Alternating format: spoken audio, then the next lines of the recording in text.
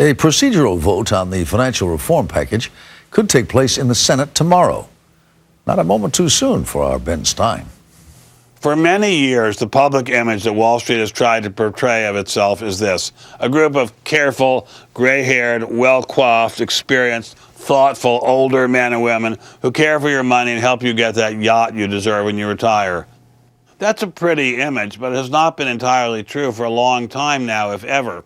There are still plenty of thoughtful, conscientious people in finance, and I know many of them, and I like them. But in recent decades, you might do better to think of the people of Wall Street as a bunch of wild, out-of-control fraternity boys, drunk on money and power, making stupendous, unimaginably big bets with your money on events you have only a dim idea about. When these bets pay off for the frat boys, they have staggering paychecks. If things go bad, you, Mr. and Mrs. Taxpayer, might wind up picking up the tab. Sometimes the frat boys try to fraudulently rig the game too, apparently, as the SEC recently alleged against Goldman Sachs, the huge financial house. Sometimes the bets and the alleged rigging go so wrong that they bring the whole financial system to its knees.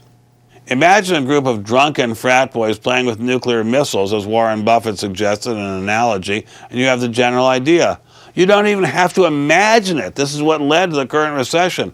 It wasn't overly ambitious homeowners in Modesto or Miami. It was wild men on Wall Street. Now, President Obama is trying to get Congress to do some modest reforms that will rein in the frat boys and keep us from coming as close to financial Armageddon as we did in 2007 and 2008. The legislation is not perfect, but it's a big step in the right direction. The Wild West, anything goes casino mentality of modern Wall Street is an insult to the decency of the ordinary American taxpayer. I rarely carry water for President Obama, but he is so right on this one, it's not even close.